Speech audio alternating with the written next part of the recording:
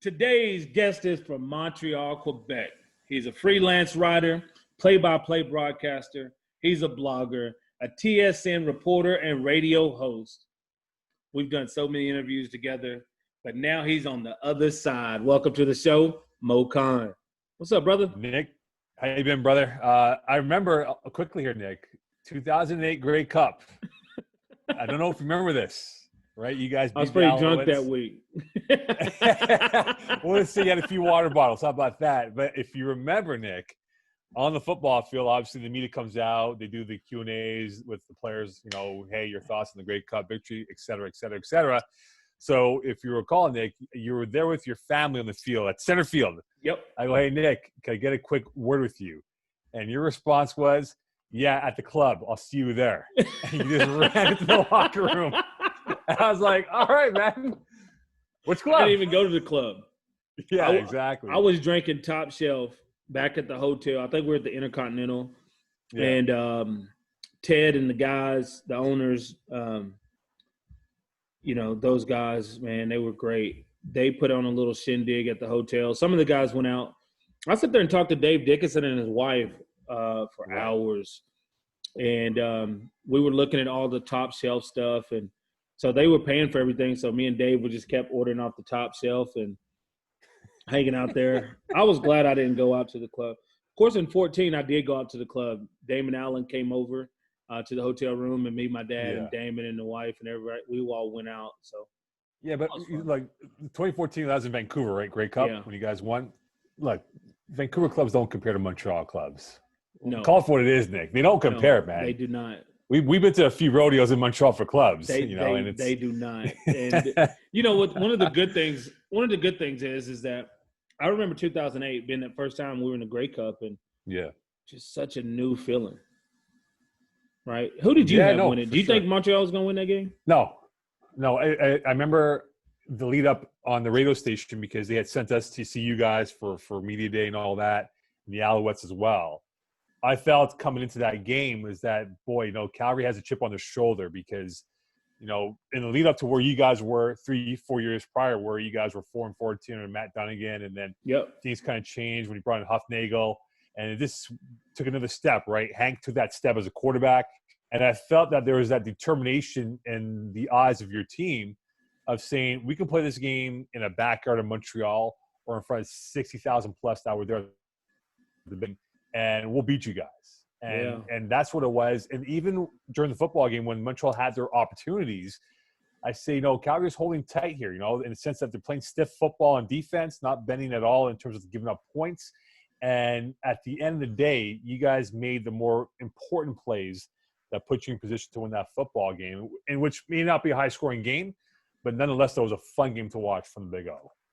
I know there's a lot of in the Grey Cup, a lot of great players play in the Grey Cup. Yeah. But if you just look at both of those rosters and just really just take a step back and look at all of the great players, even if we just say, okay, how many Hall of Famers played in that game? There's you next year, right? Hopefully. Hank Burris. Hank. Right. Calvillo. Ben Cahoon. Ben Kuhn, yes, absolutely. Brian Chu's not in. Scott Fleury's in as well. Scott Fleury's in. Yeah. I'm just trying to think off my head here who else is going to be in. Jermaine Copeland should be in. Cope should be in, but he isn't. S.J. Green did not play, I believe. I think he, at the time, was still in the process of becoming a full-time starter the following year. Yep. But he could be a strong candidate for a Hall of Famer status maybe in 2-3 years from now. So Cornish. Played in that game. Cornish. Yeah, Jamal Richardson, could be another guy that could be a Hall of Famer. Yeah, there's a few guys. It was a fun game. Let's put it that way. I mean, I think Brandon Smith is a Hall of Famer. Yeah, he's got strong credentials to be in the Hall of Fame Charleston as well. Hughes. Charleston Hughes will be in the Hall of Fame. 100% he will. John Bowman. Bowman will be there, yes. Chip and he was Cox. a young guy. Yeah, that's right. Anwar Stewart could be in the Hall of Fame as well. Anwar Stewart. So we're talking 14 right now. Yeah. As in or potentially in. And we're probably missing some. We are. I think we are missing some, yeah. I mean, Keon Raymond potentially is a Hall of Famer as well.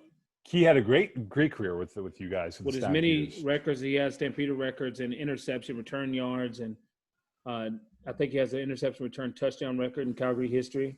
Right. So I'll say this though, Nick. For that window, right, of games between Montreal and Calgary, 08, 09, 2010, that 3-year window was must-see TV between those two football teams. Man, we should have played each other every year. We screwed it up. Well, you know, 09 should have been that, right? When Calgary was hosting. We should have played them in 09. 10 definitely. I thought 10 was the best team I've ever been a part of. Yeah, that was tough. And I remember doing post game because the Owls, I think, had trashed the Argonauts in the East Final one of those years. I think it was 09 or 2010, whatever it was. And I was talking to Sean Main, who was playing for the Alouettes at the time. And he called me up and goes, "Hey, listen, what's the score in the Calgary SAS game?" And at the time, I think you guys were up. And I go, "Hey, Calgary's up big. Don't worry. I think we're going to see a Calgary-Montreal rematch, Grey Cup." Now, obviously, that wasn't the case to be. But I remember that 2010 Hank threw that damn pick before half. Yeah, that's right. And it was very cold, right? And I said to myself, I go, bleep. I mean, this could have been another Calgary-Montreal Grey Cup final. And I thought, look, Sask Montreal was fun. The 09, 2010 Grey Cups were fun.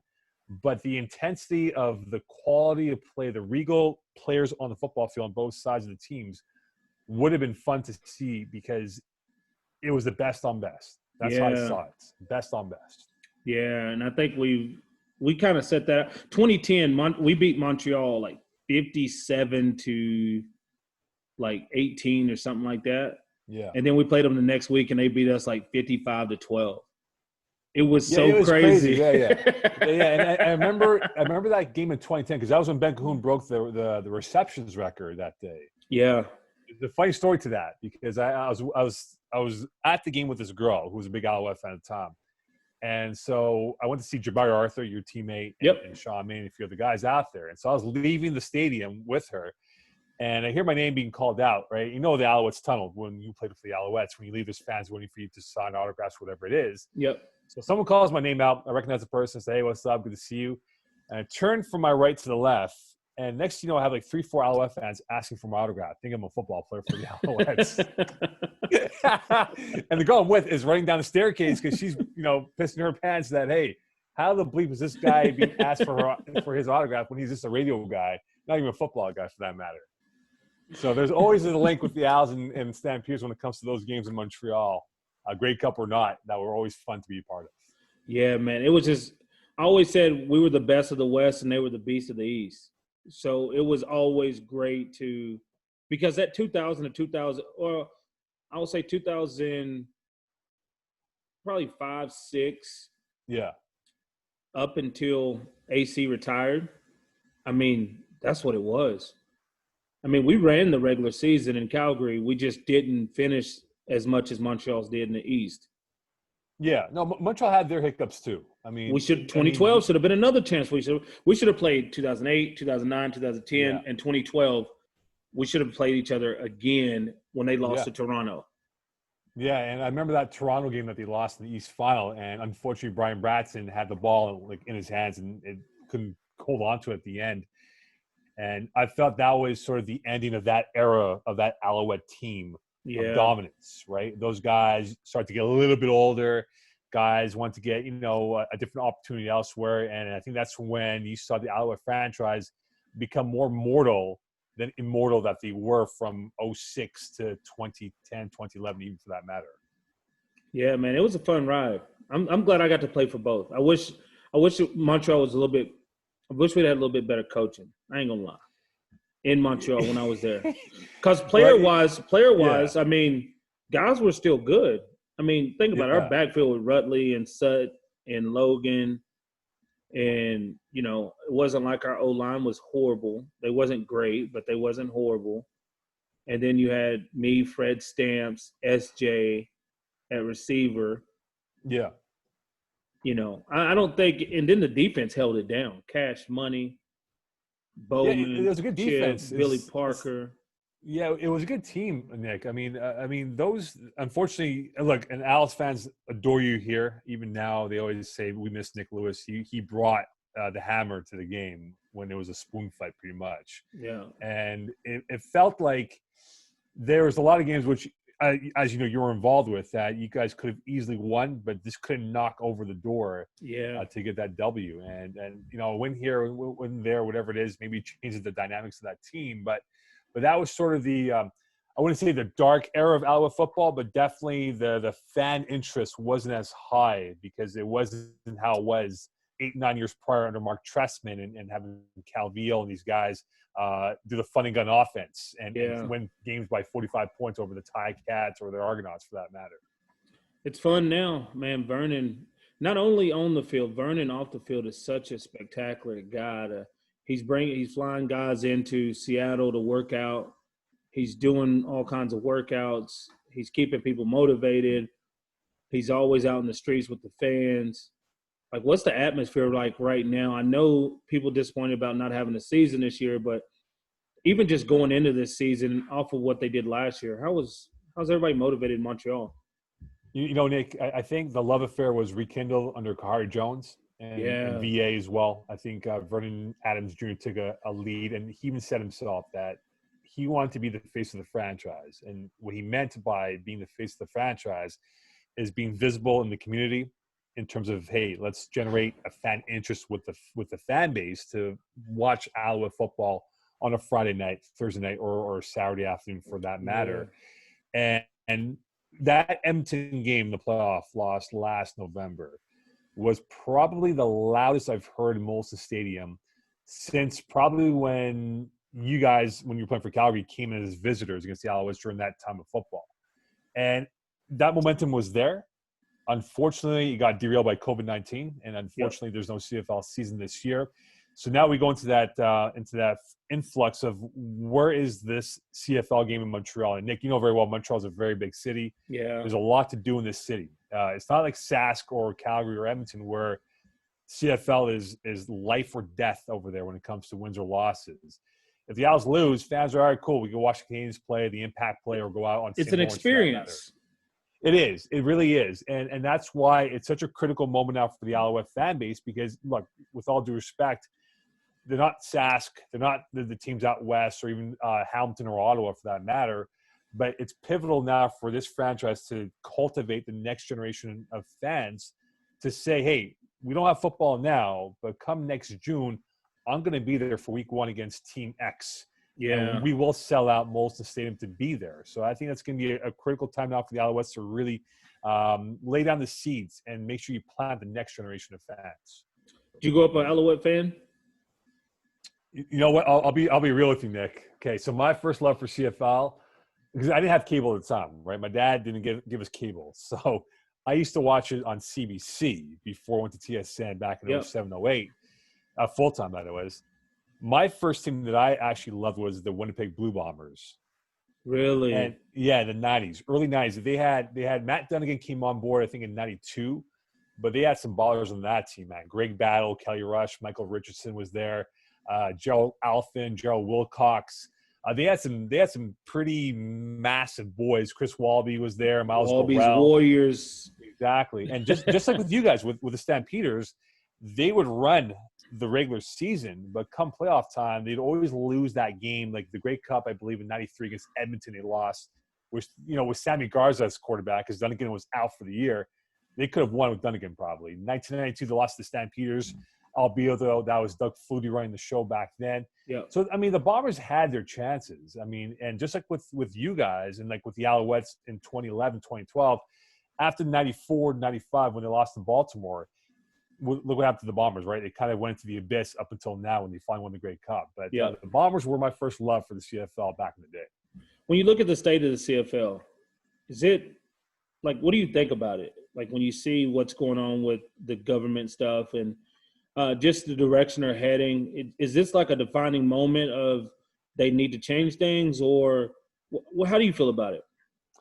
I think it is. It's a crucial moment right now, Nick, of what is the future hold for this league. Yeah. What I mean by this is that you had essentially, and unfortunately, look, COVID-19 has a different view of doing things, right? It could change on a dime, right? It could be a spread of scares, who knows what it is. But for the CFL, they essentially had 3-4 months, Nick, to really lay down the groundwork of if we're going to do a bubble, what's the investment required? And I think they kind of were lax about that. And I think Randy Ambrosie and the ownerships were not as in communication of saying, listen, let's talk to the players and let's get them involved. What do we need from them for them to okay this project of ours to play in Winnipeg or SAS for the next 10 to 12 weeks, whatever it would have been.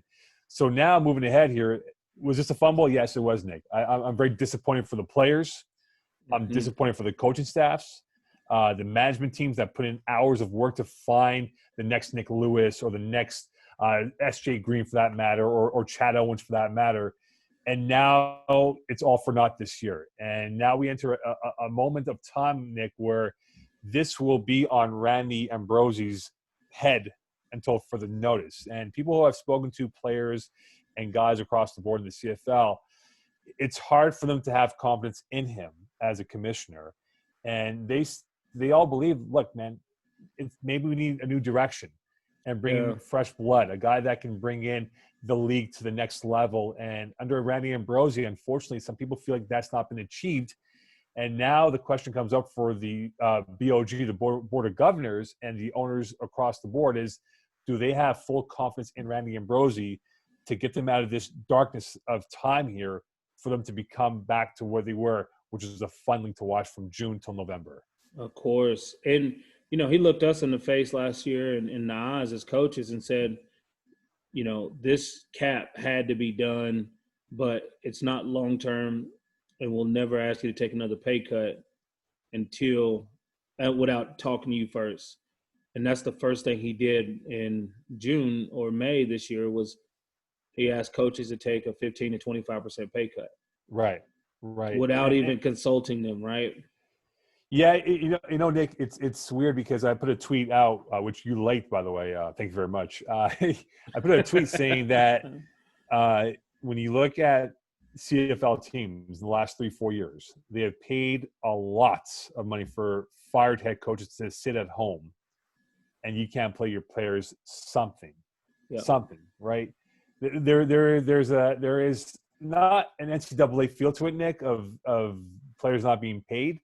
But they should be compensated something because they put in so much effort. And Nick, going in the off year, whether you live, you're putting in time, man. You're going to the gym 2 hours. You're going to do field work for an hour and a half. You're going to do this for another hour or so. That's investment of time here. Something close enough that you say, you know what, I'll take this. I'll come back next year ready to go. 100%. And people, I think CFL fans get mad at me that just read some of my tweets. They're like, well, you're biting the hand that feeds you because CFL paid you for so long and all this other stuff. I'm a realist. Like, I talk about real issues in a real way.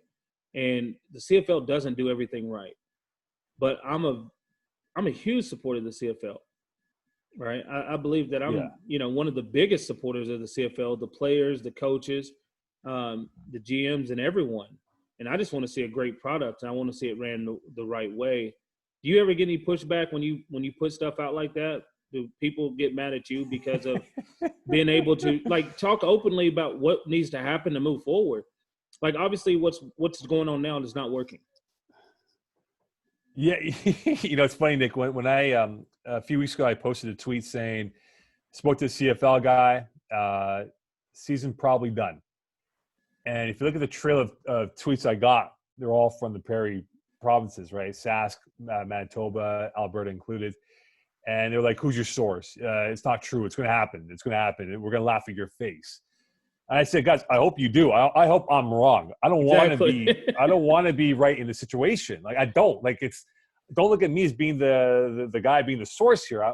What I've been told by someone who I trust, telling me this, saying that, hey, look, we're done. I go with it.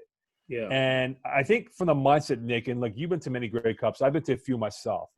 The problem with the CFL, and it's been an ongoing saga for them probably for the last 10 to probably 20 years, it's an older generation of fans who are probably in the 40s, 50s, and 60s who go to Grey Cups. You don't see younger faces who are between the 18 to 35 demographics, maybe one or two here and there. And that's where the CFL has to figure out a plan to hook in those 18 to 35 male and female football fans to watch them on a Saturday, Thursday, Friday, Sunday, whatever, Monday is included as well. So I think the CFL has to work on that. And that's the thing, Nick. They don't do a good job, I think, in promoting the players. If you recall, Nick, when you were playing, Nick, I'm coming. Exactly. It took them how many years for you guys to get a blue check mark certifying that this is Nick Lewis, this is so and so, and this is so and so? It took them years. Still don't have one on Instagram. Right, and that's my point, though. Right? I mean, they got to do a better job promoting their players, which they don't do. You got to figure out how to get players onto the Canadian networks, right? Like MTV Canada. Get on a guy on MTV Canada. Get them out there, out and about, whether it's on a mainstream TV show, whatever it might be. So you just show their face so people can relate to them.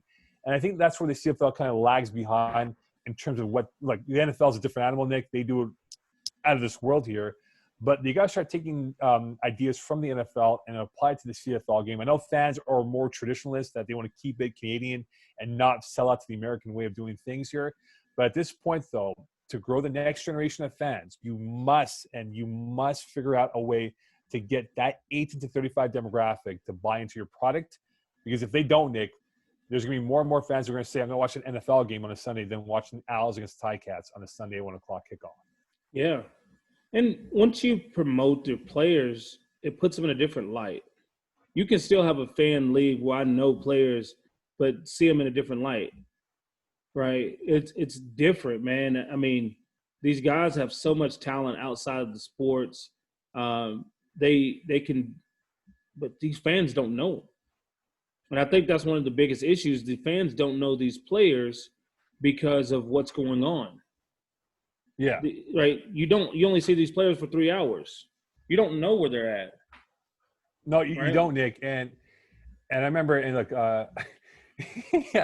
when we went out one year, when you were in Montreal, we went to a club. And we'll go back to the club scene again, right?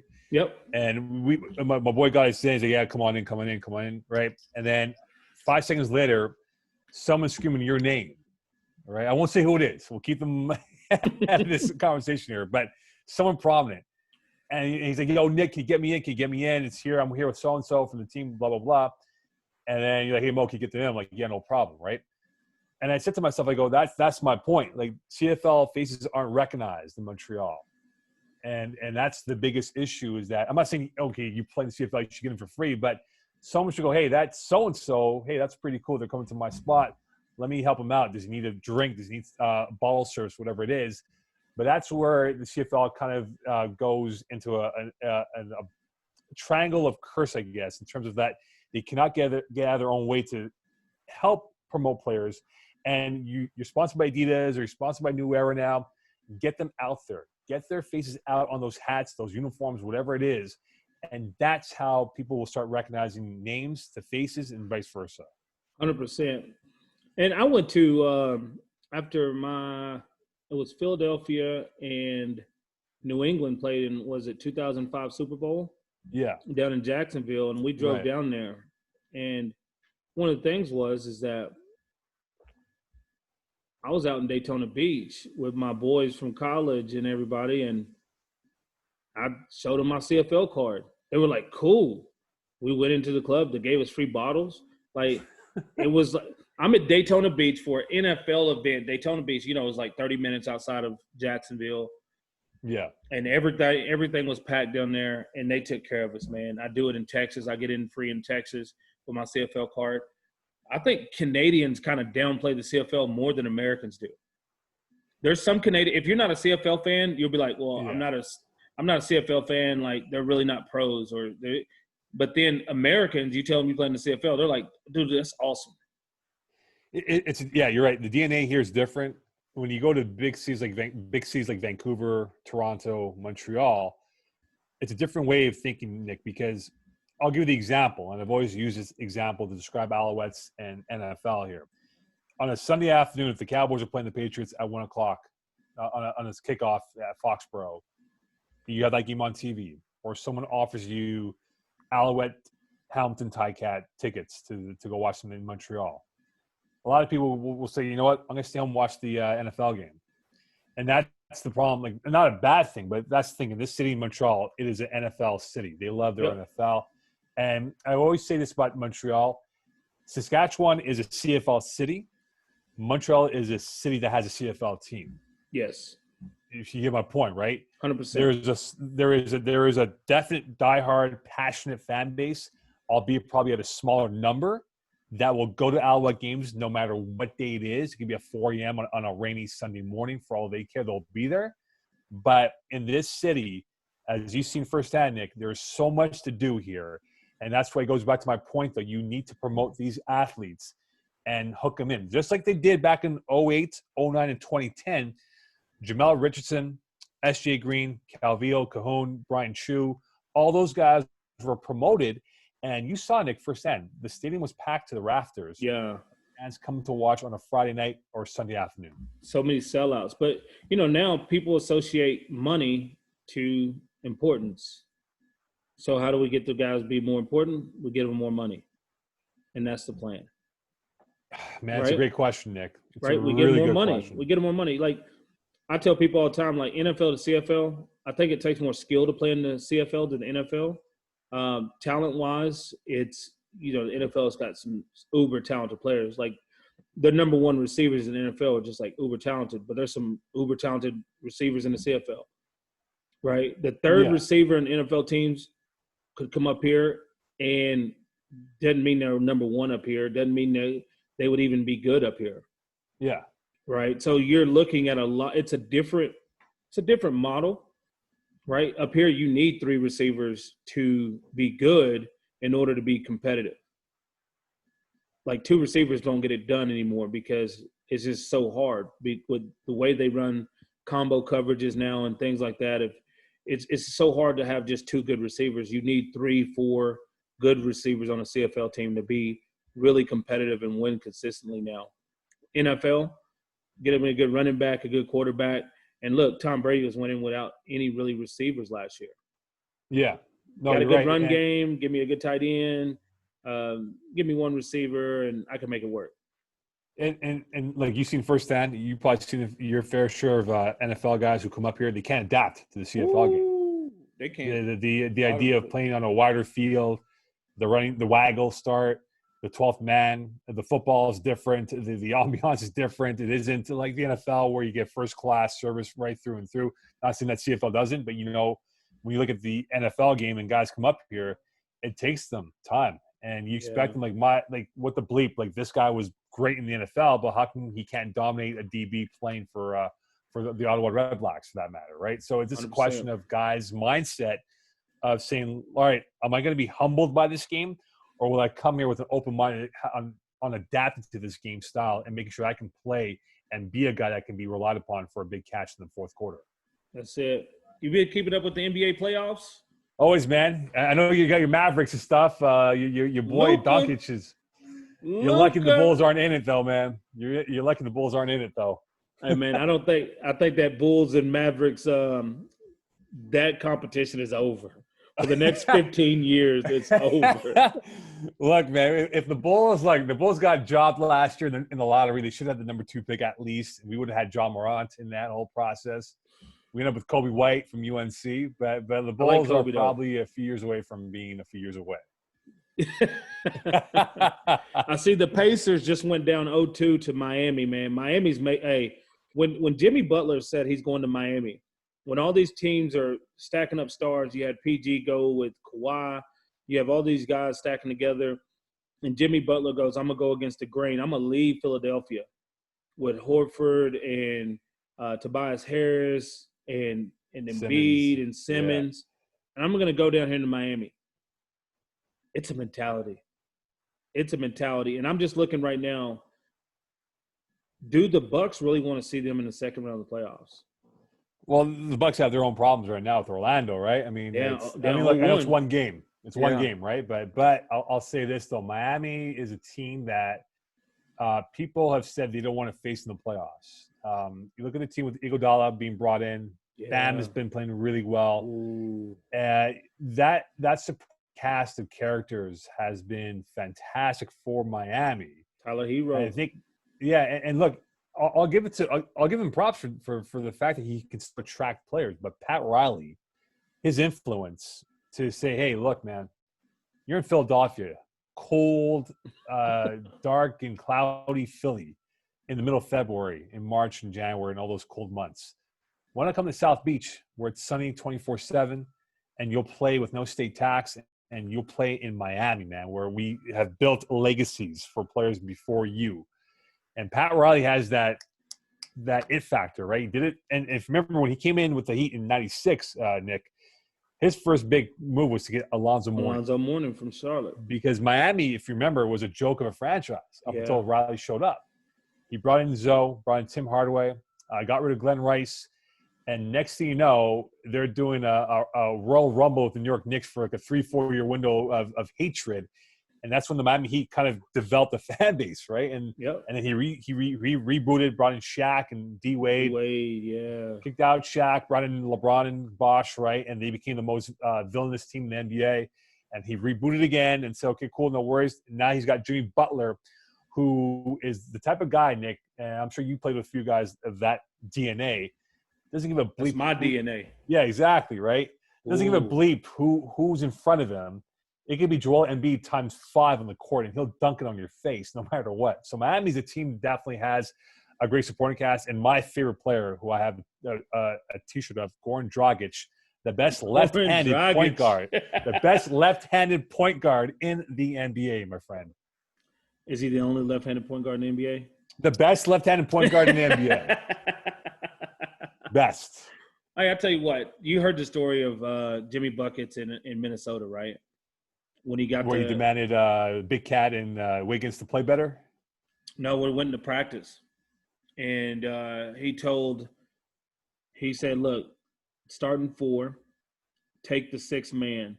Oh, yeah, the bench squad. Yeah. And he took the bench squad and blew him out. Yeah. Dominated him. And said, this is why y'all – he said, this is why we suck. Because y'all have no heart. And he was talking big trash to him. Like, that's – I love that. Oh, I love that. Yeah, and like I know Butler had a rap because this is his 4th team in the last 4 years, going from Chicago mini to Philly now to Miami. But I think he's found a perfect setup with Spoelstra as his coach. Who, look, Eric Spoelstra, remember when he was coaching LeBron and D Wade and Bosh, and if you remember, Nick, that first year they were like 6-7 or 6-8 at one point, and people were like, man, you got far Spoelstra bringing Pat Riley from the suite down to the court side over here to coach this team. He weathered that storm and became a better coach for that. Yep. And he's probably one of the best coaches with Nick Nurse, Brad Stevens included, right now in the game in the Eastern Conference. Yeah, I just love Jimmy Bucket's attitude, man, because he's one of those guys that he says, I don't need the best players. I just need people that go out willing to compete. Yeah, and look, he's got Bam too. And Bam's a big boy too, and you can't bang with Bam at all in the paint anymore. He's dominating games. Yeah, Bam's nasty. He's big time. He is major. Who's your Eastern Conference Final and Western Conference Final? What do you call them right now? Man, that Denver Utah series is a lot of fun. I like both teams from that series. I think that goes 7. And the reason I'm talking about that first is because I think Denver can have an easier path towards the Western Conference Final. I think the Clippers have a few problems, Nick. I think they've not really found their rhythm. And that goes back before COVID, where if you remember early on, Kawhi was sort of dictating the pace of games here. And then they brought in the Morris twin and they brought in some other guys to help out, and that has not really gelled as well. So I think I'm going to go Denver making it to the Western Conference Final. And I still believe the Lakers are the team to beat in the West. I mean, to beat LeBron 4 out of 7 times, whether it's the first round or the NBA Final. They don't score. But you're right. They can't shoot, right? But the thing is, LeBron has that big boy mentality that I'm not going to be beaten now. LeBron's at a point where he knows, Nick, it's Anthony Davis, and then I'm here to help him out. And if AD goes and he's going off, rebounding, shooting the ball from distance, and does his thing, the Lakers become even tougher than before. So I think a Laker Nugget Western Conference Final is probably on the books right now. Clippers have question marks, but they definitely do have the ability, Nick, to go very deep in the playoffs. You going with Jamal Murray over there? Well, look, He's the Jokic, best Murray, Canadian player in the NBA. He's definitely without He's the question. best Canadian player in the NBA. He's a bad boy, and Yeah. and the man can ball out. And if you remember, he played in Kentucky, which was loaded with NBA talent. And people thought Jamal Murray would just be a spot-up shooter. He has evolved from that. And with the Olympics coming up next summer, Nick, hopefully in Tokyo, fingers crossed, if Canada qualifies, I'm not saying they're winning gold, but they definitely become a medal team if Jamal Murray and others play for Canada next summer in Tokyo. 100%. Now, who you got for the East? Boy, this is tougher because the Celtics are the wild card in this whole thing. Because Boston, people are like Toronto, and I agree, Toronto is crazy good with their team depth. But my question is that Toronto does not match up well with Boston. Mm-hmm. And we end up seeing that matchup in the second round. And I think the winner of that series will go to the NBA Finals. I think Milwaukee, they've had some question marks themselves, and it kind of got exposed for them in their first game. I think they'll be okay. They, I believe, will go to the Eastern Conference Final in a few weeks from now. But that Boston-Toronto series, whoever were to win that series will go over Milwaukee and get into the NBA Finals. So I think Milwaukee would play the winner of Boston or Toronto. But Toronto right now, though, Nick, they are missing that guy. And that guy's playing for the Clippers right now. Yeah. If he was on that team right now, Nick, for the Raptors, Kawhi Leonard, I would have the Raptors in the NBA Final going into these next couple of months. So I could see Miami in the finals. I could see Miami versus either Toronto or Boston in the second round. I think the for me it's Gordon Hayward.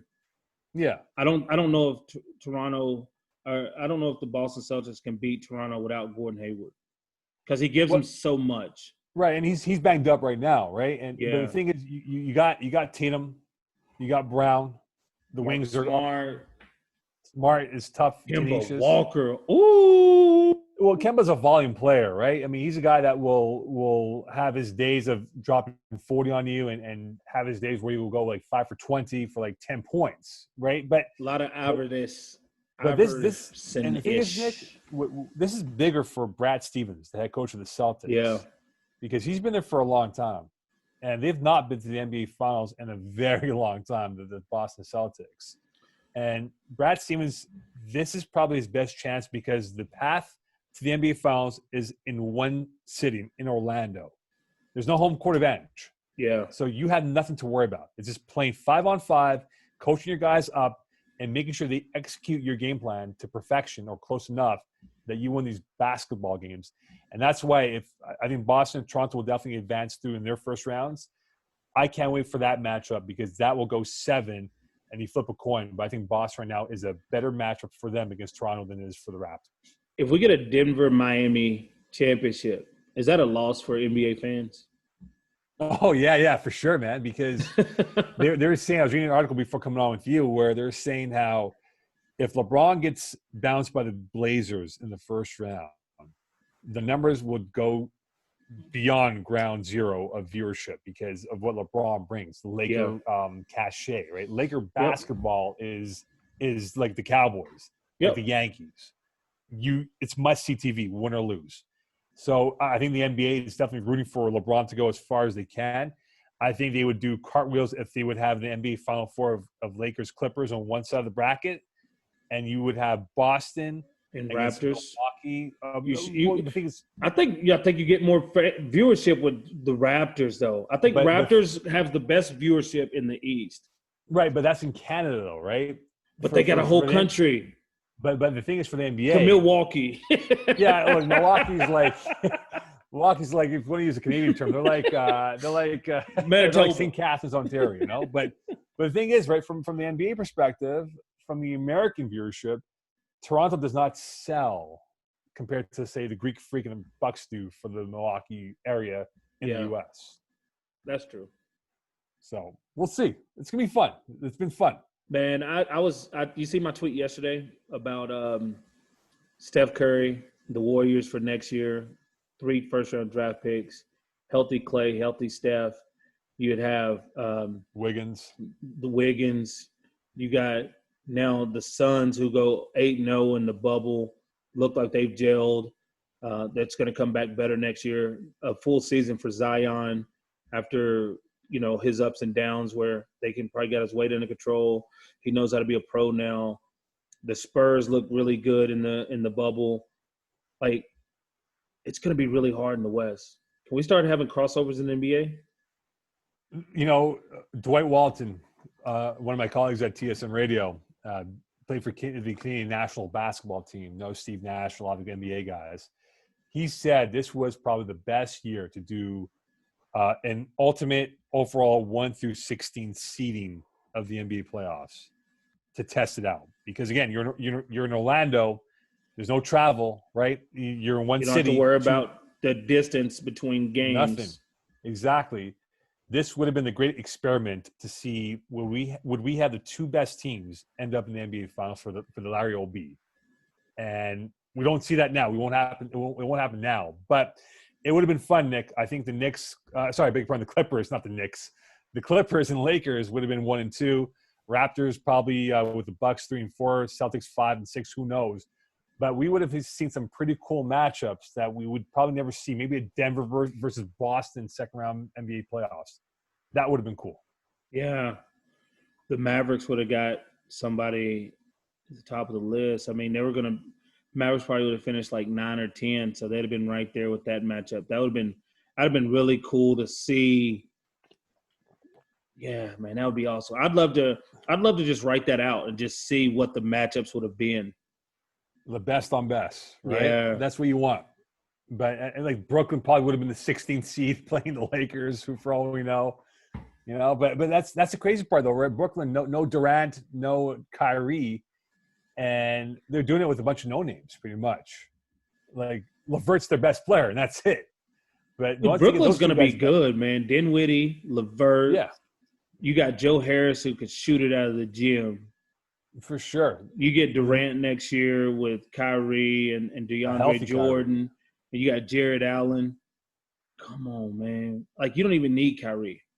I think with Durant and DeAndre Jordan, now because of Spencer Dinwiddie, Joe Harris, and LeVert, I believe you have enough talent on that team without Kyrie to contend in the East. Now, Kyrie gives you the ability to be a championship team. Yeah. You're saying even if Kyrie gets hurt half the season, we're still finishing in the top 3 in the East. At minimum. Look, I think next year Brooklyn is a definitely top 4 team. But let's not forget, you're going into a season of the unknown if we do have an NBA season. Yeah. But put them back in the bubble. Maybe. Bubble basketball's better. Bubble basketball's been great. Right. But here's the thing, though, Nick, right? Next year is huge because you got the Greek Freak who will be a free agent next summer. And the talk here is that they're saying, hey, can he do it?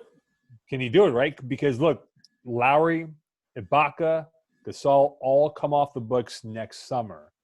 And that would, just like, in pro sports, that probably would be the last kick of the can with that core group. And you free up that cap money, and you bring in the Greek Freak. And by the way, Toronto has a huge Greek community that comes out in huge numbers when he comes to Toronto to play the Raptors. That's a selling point. Toronto is the 4th biggest city when it comes to financial gain after LA. Freak, as you said before, Milwaukee or Toronto when it comes to your appeal, globally speaking. Can I get the Kawhi deal? That's what the Greeks want to know. Can I get the Kawhi deal? Can I get all the free restaurants and rides? But it's interesting. I said that Fred VanVleet should have been the starter 2 years ago, and they should have moved on from Kyle Lowry when they moved on from DeMar DeRozan. Yeah. Now people are actually starting to see it on a regular basis. But I think I seen it early. And, Kyle's loved because Kyle does a lot in Toronto. And, you got to love what Kyle does. You got to love who he is because he's a great player. Has a great attitude, great teammate. But I just think Fred VanVleet's better. Well, he's younger. He's going to command a big salary. And VanVleet will get that money from somewhere. And I think for Masai Ujiri and for Bobby Webster, the GM of the Raptors, they got to start plotting the next 4 to 5 years. Okay, You got Pascal Siakam. He's locked in. You lock in VanVleet, who's that third guy you're going to bring in? And is that third guy going to be able to accept a deal that will be offered that may not be a max deal for what you want to get? And so I think realistically, Nick, when you look at this Raptor team, this is the apex of the wave right now of where they're at, because after this season, again, Lowry, Gasol, Ibaka are on the other side of 30, probably in the back nine of their career. Are they going to be able to play high level of basketball and go deep in the playoffs like they did last year and maybe this year as well? In theory, if you go 3 years deep, that's a lot of wear and tear on someone's Warriors, body. you've seen it. The Warriors, and remember, the Chicago Bulls with Michael Jordan, the first run, Nick, when we were kids, not saying they were old or anything, but when we were kids, right? Jordan retired after '93 because we saw in the documentary that was unveiled back in April and May. He got tired. Yeah. He got fatigued. The wear and tear of an NBA season is such a taxing on your body mentally and physically that, yeah, you need to capitalize now. And that's what the Raps are doing right now with this core group going forward. One last question about the NBA. My Mavericks got KP and Luka. Is Tim Hardaway enough, or who would you see being a third piece?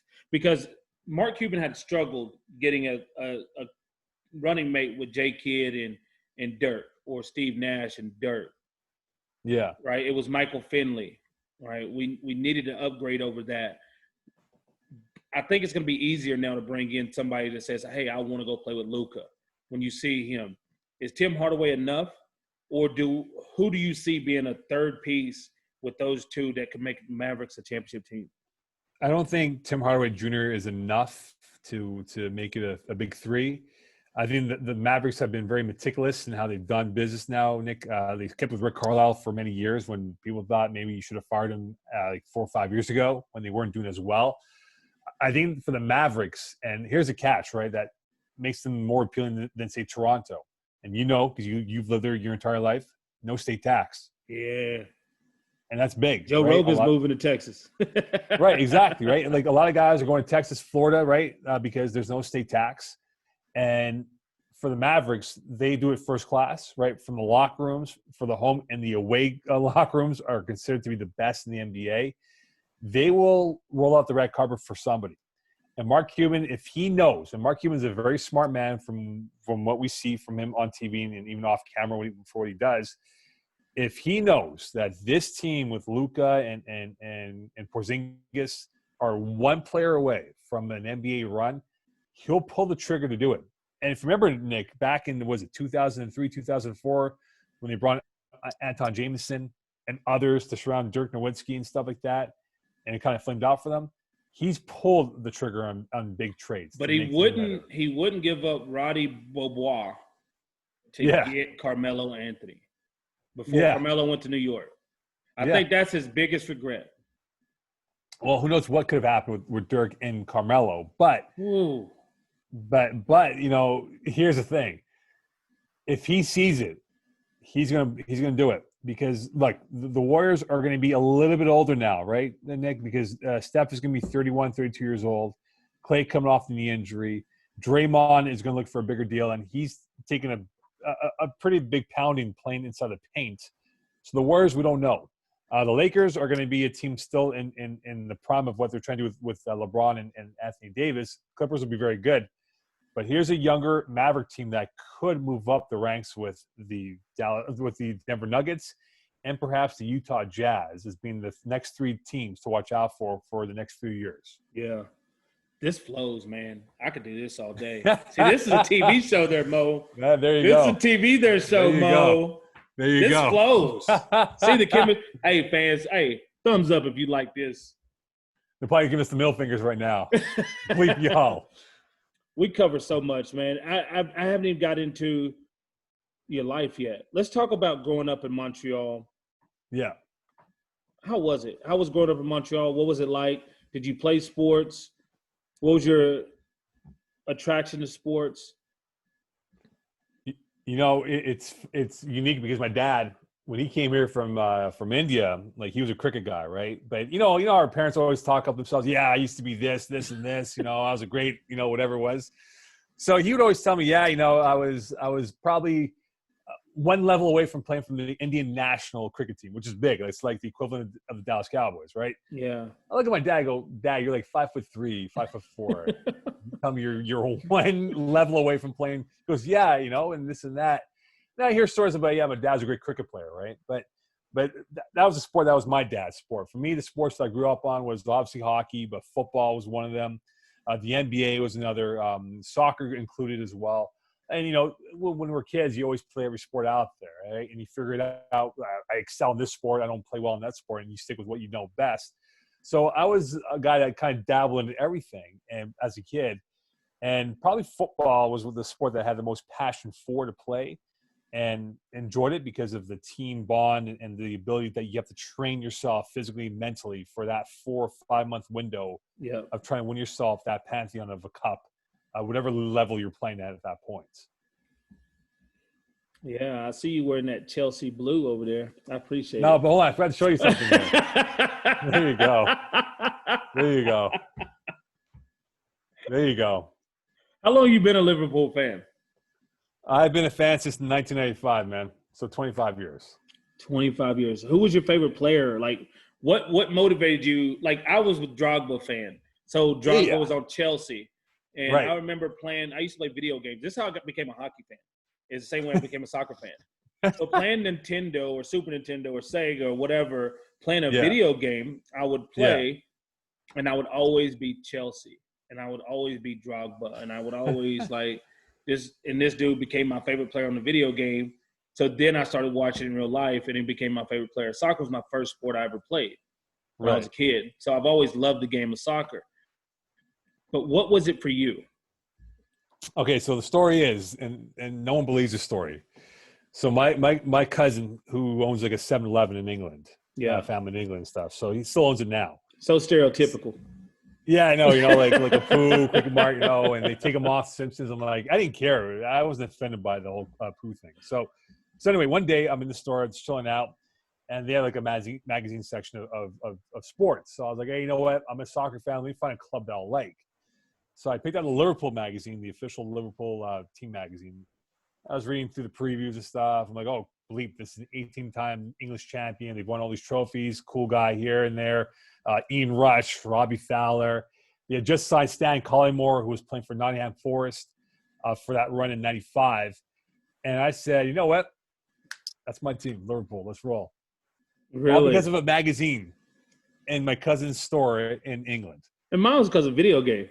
Well, there you go. Exactly. There's different ways, right, of liking a club or team or country for that matter. But that's how I knew who the best hockey players were, because I'd always see them on the game and play against them and do things. So that's how I got my hockey knowledge. Yeah. It was all for video games. So then when I get older and I watch the 99 Stanley Cup and watch the Stars or that run to the Cup for them. And that bullcrap goal by Brett Hall. And then when I get to Calgary in 04, I already know some of the Flames and Jerome and all those Mika and those guys. So it's kind of like that's how I got my knowledge of it. Yeah. And, so that's cool. A magazine has led you to Liverpool. Now, 25 years later, you're still repping Liverpool. Of course, man. You like soccer is one of those sports, Nick. Like football, people flip-flop on teams, right? Yeah, you don't change. Soccer, you don't ever flip-flop on your club. You don't, because if you do that, you're castrated for life. It hurt me that Willian, right? With the Arsenal. Yeah. It's like I was just like, you know what? Willian's leaving. I understand. He's been my favorite player ever since Drogba's been gone. And I just love his speed, his agility, and everything that he can do out there. He makes it look easy, Yeah. He'll have easy time against Chelsea now with Arsenal. Yeah. I didn't think there was no way he was staying or going to one of the top teams in the Premier League, man. Well, he wanted to stay in London. That was for sure. And Arsenal gave him the best chance. They're paying him a lot of money, though. Paying him a lot of money to come to Arsenal. Yeah. Who's your favorite player? Who's your favorite soccer player ever? Oh, man, that's a great question. And, hopefully you get him on your show. But this guy, he's a big-time social media influencer. Still playing, Ryan Babel. He plays for Galatasaray. Played for Liverpool for a couple of years. Was one of my favorite guys. In fact, there's an article on him, I think on the New York Times. It wasn't Ronaldo who was the leading force of social media. It was Ryan Babel who was the first guy to embrace social media. It's a really unique article. But Ryan Babel was one of my favorite Liverpool players. Xabi Alonso. He was part of the 05 Champions League team that was down to Milan 03. ended up winning in penalty kicks. He was probably one of my favorite Liverpool players of all time. And once he left Liverpool in 09, summer of 09, that's when Liverpool went to the darkness of hell, of not being relevant at all. And that's when Chelsea and others like Man City overtook them and ran away with the English title for many years in between those times. Man, it's so great, man, because soccer truly is one of those sports. Like you see those teams that's fighting for relegation that still have full stands and fan support, and those people they're with them for forever.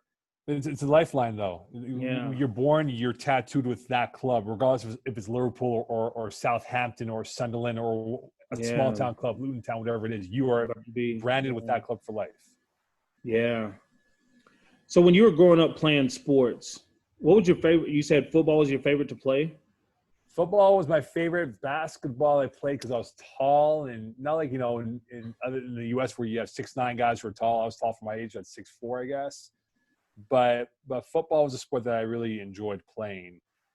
Again, like I said to you before, it's just the buildup of your body mentally and physically.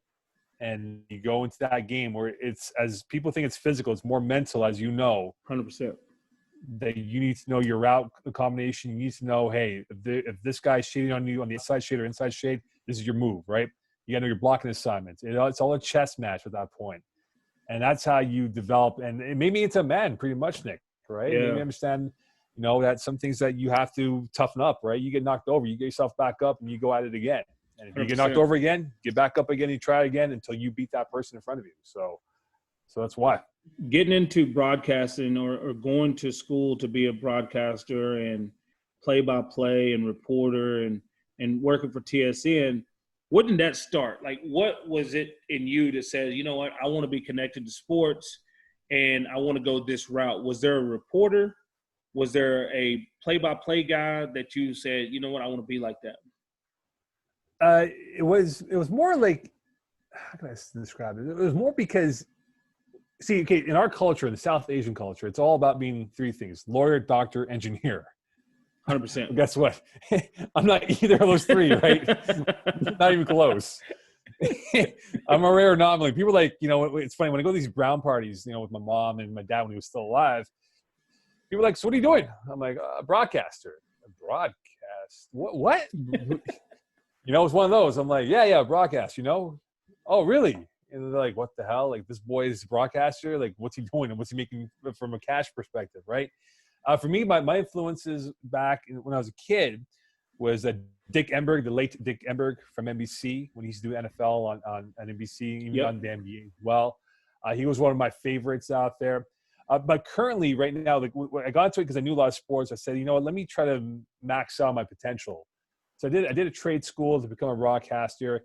And then, Nick, as you know, right, in this line of work, it's a grind, man. It is a grind. Like, it takes years to perfect your craft. It's taking me years to perfect my craft. Still trying to do that as we speak. But I had a lot of people who had my back, where the first person that gave me a real break, when I got to radio, I was lucky enough through Matt Ross and a few of the guys from TSN Montreal. But from a national perspective, Dwayne Ford of TSN. Awesome. I like Dwayne. And ironically, it goes back to the 08 Grey Cup. When you guys had your luncheon in the hotel, Dwayne was there, and he was working for The Score at the time, doing CFL draft work and CFL analysis. And I came up to Dwayne. I said, I'm going to say hello to him, whatever. But, hey, Dwayne, I'm Mo Khan, big fan of you, blah, blah, blah. And we shook hands, and we kept in contact. And then one day, he was calling a university game in Montreal when they were playing Laval. So I reached out to Dwayne, go, hey, Dwayne, I don't know if you remember me, Mo Khan. He goes, of course I do. And then I go, if you ever need anything, please let me know. And he went to bat for me to get onto the university sports coverage of working in the Vanity Cups and the bowl games, whatever it was. That's awesome. So Dwayne was my first guy that went to bat for me because he didn't know who I was. I guess he saw something in me and said, hey, you know what, this kid is determined. Let's get him on board. And since then, I've been lucky enough to do a lot of things for TSN TV behind the scenes for the CFL draft, doing stats for the broadcast teams whenever they play in Montreal and stuff. So Dwayne was the first guy. And then Charles Davis of the NFL and CBS now, formerly of Fox and now the NFL Network. He was the guy down south that really was like a mentor to me as well in terms of helping me with my career and giving me feedback and whatnot. And so those two guys were the first two to really believe in my talents as a person in this broadcasting industry. That's awesome. Now, do you feel the obligation to bring more from your culture over into it? Have you seen a change in from what you see? Has there been a shift? In terms of the South Asian representation, I think we see a shift now, right? You look at ESPN, for example, right? Nabil Karim, our own Nabil Karim from TSN is now ESPN Sports Center, right? It's huge. Kevin Nagandi, another South Asian figure. Adnan Virk, now with the DAZN, right? He's a really cool guy who's also been a big help in my career. We see more and more South Asian presence, male and female, whether it's sports or other avenues of TV that they do now. So I think it's become more accepted in the culture that, hey, you know what, this definitely has a lifeline for you to make a comfortable salary. And not only that, though, be well liked or disliked, depending on how your viewpoint is on sports politics, by people out there. And it's become – it was a hard thing because there is that stereotype about South Asians, as I said before, about being doctors, engineers, or lawyers, that it had to be broken. And the guys before us broke that label and have enabled myself to continue forth what I want to do. And now at my age where I'm at, you know, I'm sort of mentoring the next generation of kids to understand, look, you need to sacrifice maybe your Saturday nights of going out to a club and commit yourself to your craft to become the best you want to be. Yeah. What do you want to accomplish in the media sports space? What was the line that Kobe used? Kill the game. Kill the game. Kill the game, right? And hold on, as I now move over, because my battery's about to die on me as I get my charger here. So I'm moving and we're talking and walking here. But I'll say this though, Nick. For me, if Kobe said it, look, I want to kill the game. And if you remember Kobe and how he is, the Mamba mentality, he always said, look, if you guys spend time in the gym at 3, 4 o'clock in the morning doing what you got to do, then you do it. Because if you don't, someone else is doing it against you. Yeah. So I've always used that as my driving force to say, hey, I'll give up my Saturday nights and I'll do what I have to do to keep myself going in this game, because it is such a competitive line of work that you can't be resting on your laurels to say, I'm going to be okay with what I've done, because you've not achieved anything. And when people tell me, hey, man, great broadcast, I kind of shrug it off and say, no, it was my partner that did a better job. I just did what I had to do, right? So I don't take credit for it.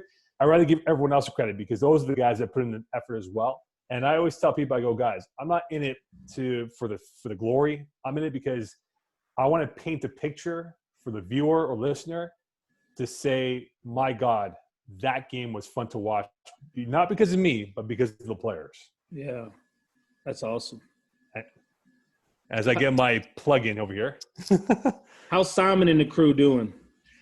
So Lakers is good, man. Simon is well, brother. He is stressing out because his Lakers aren't doing well. And you know, Simon's doing good, man. He's doing well for himself.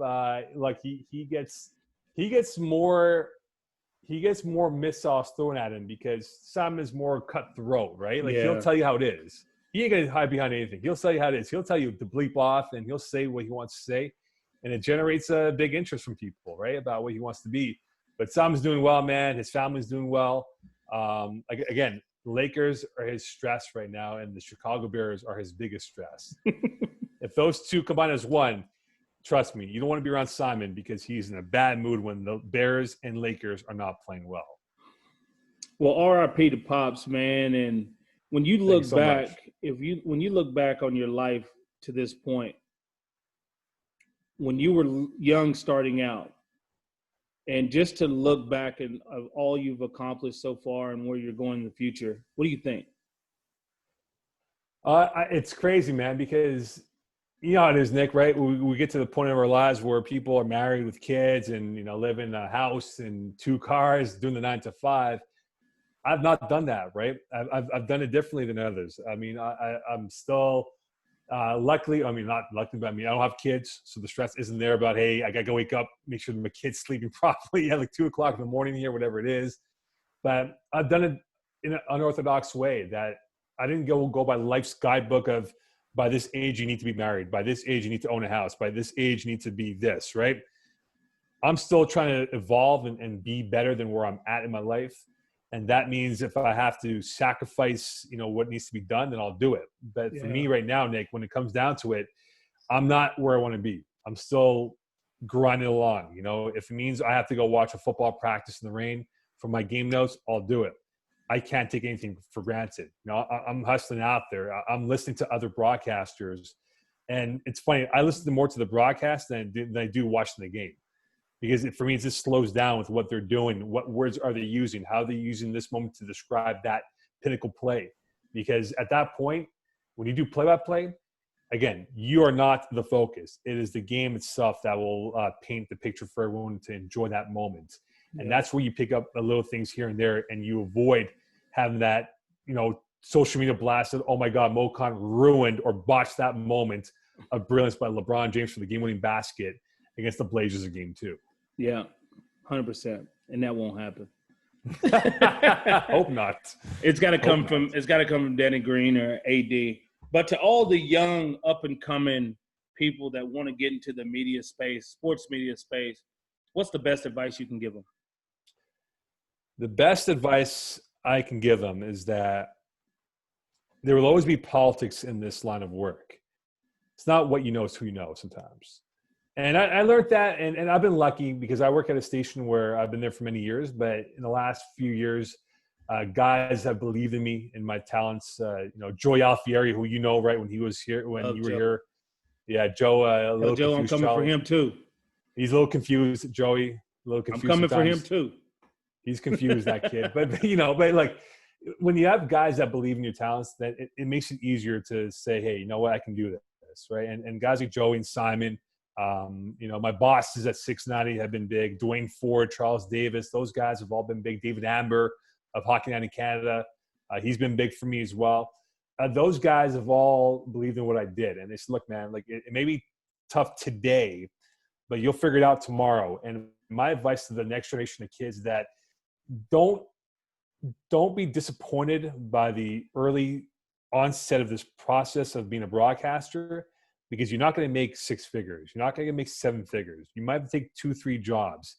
You might have to wipe down benches, in between doing things here. And I remember quickly, Nick, that I was doing the CFL draft one year. So they flew me in, flew me out, first class hotel, the whole nine. And they asked me, hey, what time do you need to get back to Montreal? I go, first flight out. I'm like, why? I go, I need to go because I got to go scorekeep a flag football league in Montreal. You can't say you've made it when they start flying you everywhere for your work. And I said, guys, I need to get back because I got to scorekeep, make whatever, $14 an hour that it was at that time. So you got to enjoy it, but also humble yourself to make sure that you don't take it for granted, because it can be taken away from you like that. Yes, and sir. You may not have those luxuries that you once did where, hey, you get per diem, you get flights paid by whatever your network and your hotel paid by whoever it is.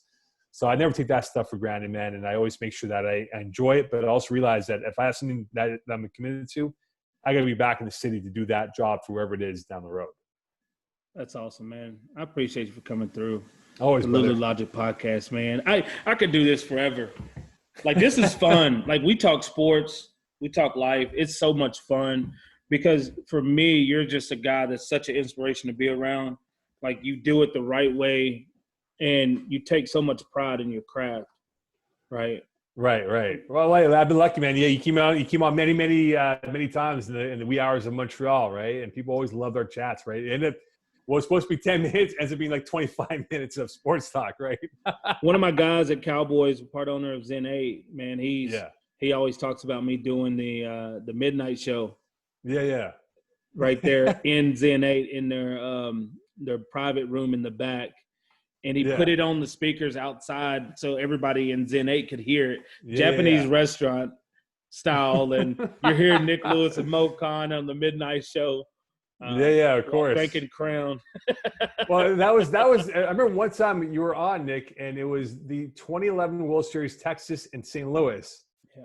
And if you remember, the Cards were at bat with 2 outs, and you and I thought, hey, this is your moment. The Rangers are about to win the World Series, and St. Louis tied and won the game, forced a Game 7. Just catch the ball. Yeah. So we've had some glorious moments. And then I remember I got a message from the Stampeders PR team because there was something he had done, controversially speaking here on social media. Yeah. And the Stamps PR guy at the time, I think it was LaFrance is his name. LaFarve. Yeah. So he's like, listen, do you mind not talking about that? I said, look, man, I got to talk about it because it's in the media, but it's up to Nick with what he wants to do. And I told you, hey, it's up to you. I'll give you the platform. And you did. You said what you said. You got to. Yeah. You got to talk about things. You can't run from things. You got to face it head on.